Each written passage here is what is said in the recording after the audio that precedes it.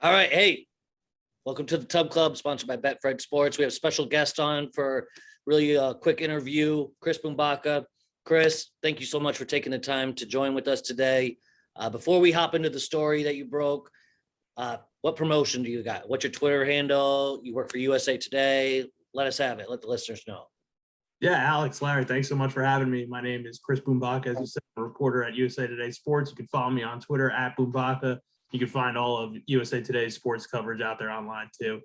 I appreciate any and all support. We're pushing subscriptions, so if you appreciate our content, please subscribe. Yep, that's what's up. You heard it here first, folks. So hey, let's hop right into it. So you wrote about the Bishop-Sycamore story. I saw your article yesterday, got a lot of traction on Twitter. So I guess my first question is what brought you to the story? How'd you go about getting these type of interviews, to kind of break this information? Right. So I think I was on my couch Sunday night and Awful Announcing did a lot of great, and Ben Koo over there did a lot of great work getting this off the ground.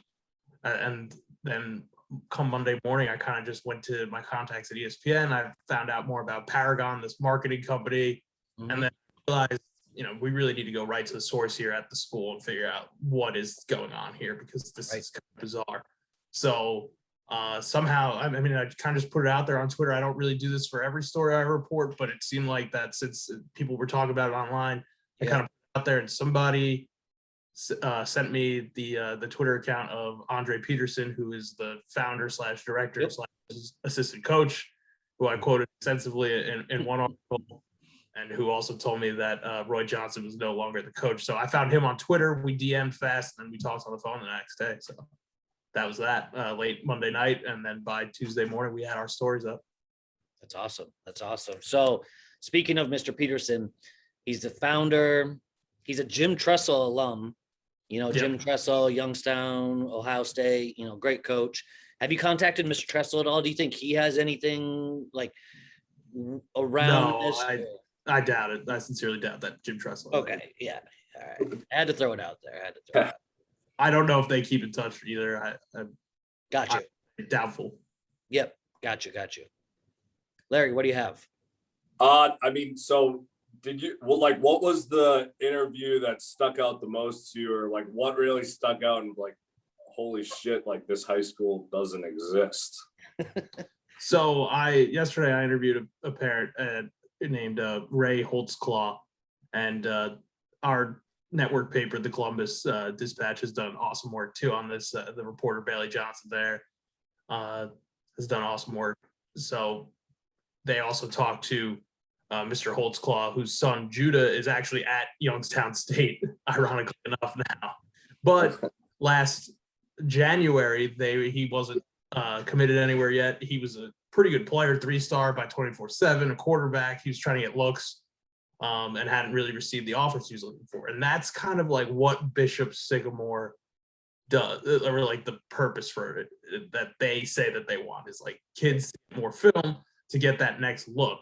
So an Ohio kid, his dad his dad Ray finds this program, and it looks great. Like, okay, cool. Like, we're going to play spring football, but no spring football games come along.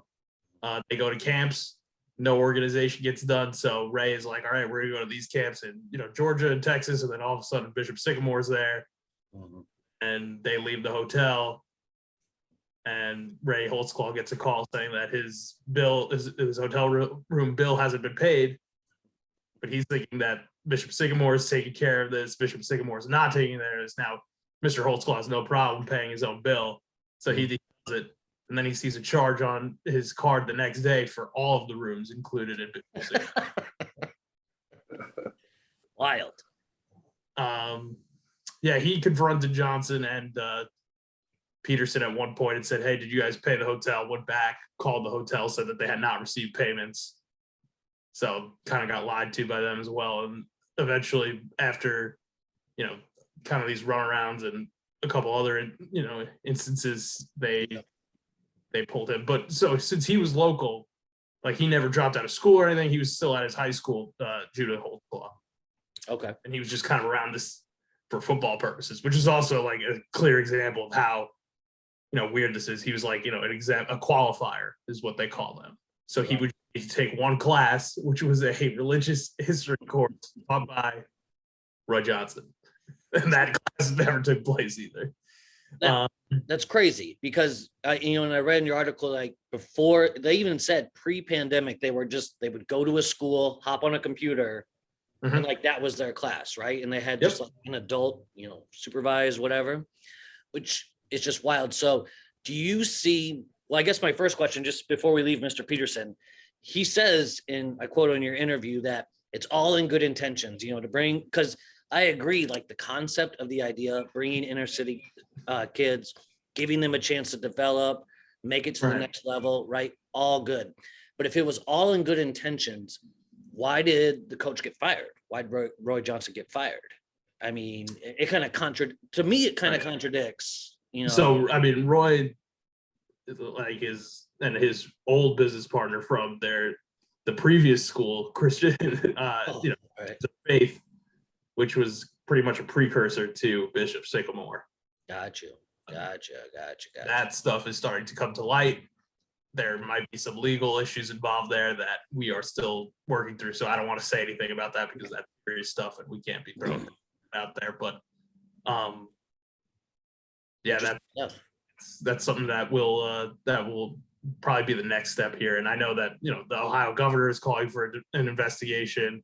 Mhm. Yeah. That Franklin County's financial crime services has this a little bit. So it's that's one reason. And also, I mean, you could say that this the coach was fired, let go. They're pretty much partners in this. So Right. whatever made the decision to step down, that decision was made Sunday night, and then it was just casually dropped to me during a second conversation. And nobody knew in between. Johnson was representing the school as its coach during a Twitter Spaces interview on Monday. Mm-hmm. A lot of weird stuff. I've never really seen a story like this. And I mean, I think it's just indicative of the fact that these guys are in over their head and don't really know what they're doing. True. I mean, it's crazy how you go from, hey, we're being showcased on ESPN, it's all great, to less than a week later, hey, people are looking into like legality issues, financial crime. Like, what a wild turn of events, I guess, is just what this all comes down to. Life comes at you fast. Life comes at you fast. That's true. Again, we know your time is valuable. Larry, do you have like one or two more questions and we can kind of wrap this up here?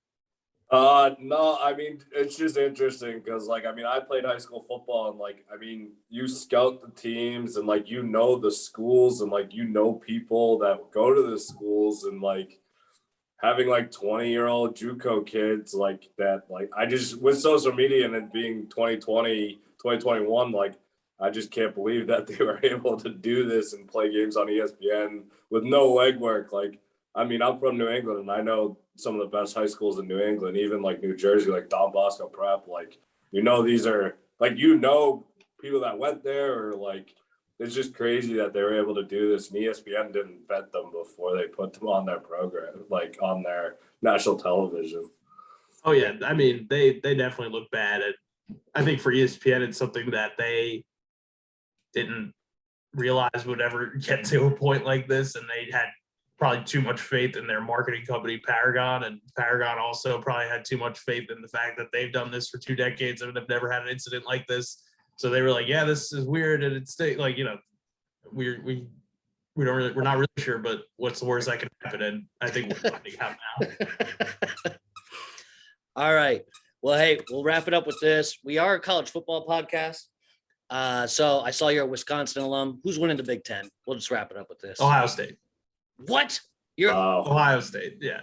No, I'm too broken to pick.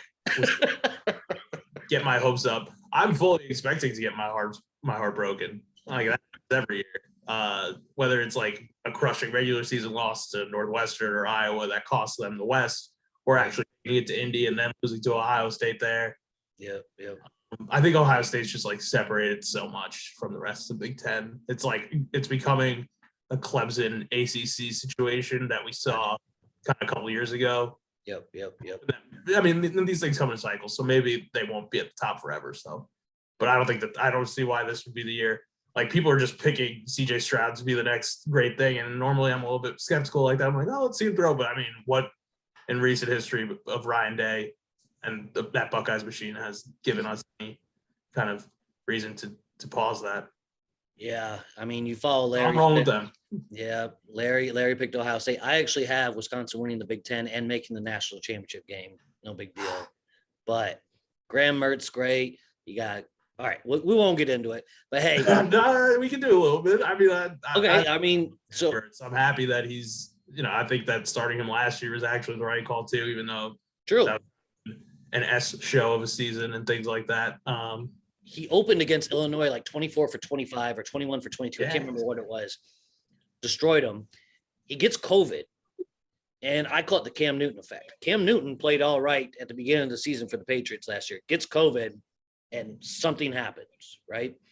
Graham Mertz, inconsistencies like, am I going to play? Am I not going to play? Are we going to play? I think that kind of broke the team up a little bit, especially as a true freshman quarterback, right? Wisconsin's always been, I feel, a solid quarterback, and you got a 5-star recruit from taking that next step. I mean, you got the offensive line, you got the running backs, you got a solid defense. Like, yeah. And I'm a Hawkeye fan too, and I'm picking Wisconsin. All right. I like that they're starting the Clemson transfer. That's Yep. And I mean, everything that I read says to be confident in the front seven. I think that they might regress a little bit compared to past years, but they'll still be solid in the linebacking core for sure. And then maybe even some improvements on the back end, which is really like the main thing, is to be able to hang with, the better receivers in the Big Ten. And true. As kind of those offenses is where I think like Wisconsin has been weakest. Yep. Especially on the defensive side, but Well, maybe overall as a team. So. A story I'd be interested in, and if you wanted to report on it, I'm trying to get a hold of the guy. Wisconsin just let go of their 2 freshman running backs last night. I saw this. And the running back commented on the post and said, what would you do if you were afraid for your life or something? I was like, Right. whoa. Like, there's definitely much more to the story. I've been trying to get a hold of this guy forever, but I don't know. Just seems like craziness, something you don't really see out of Wisconsin often, but crazy stuff to start the year. Definitely. All right. Well, hey, Chris, thank you so much. Again. Real quick. Yeah, go ahead, Larry. Real quick. A little more Wisconsin talk. One of our future over Wisconsin 9.5 team future total wins. That was one of our locks on our first episode. And my lock of this week is Wisconsin -4.5. It might have moved to 5, but they're gonna beat Penn State. Penn State stinks. They're supposed to be down this year, Penn State? I mean, I don't think they're very good. They quit last year. Clifford's their quarterback. Clifford's crazy. He's just wild. Wild card, to say the least. Yeah, the last time I think that Wisconsin and Penn State played was the 2016 Big Ten championship game. No, they played in the regular season after that. Yeah, a couple years ago. But that is the more recent Penn State game that sticks out in my memory. I was there in Indy. Oh, okay. Yeah. So Notre Dame's coming to Camp Randall week 3 too, which that game's gonna be. That game is actually in Chicago at Soldier Field, neutral site. Oh, dude, that's awesome. Yeah.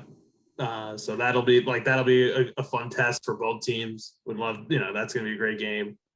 True. All right. Well, Chris, again, thank you so much for taking the time. Wrote a great article for everyone. Again, follow Chris on Twitter. Subscribe, USA Today.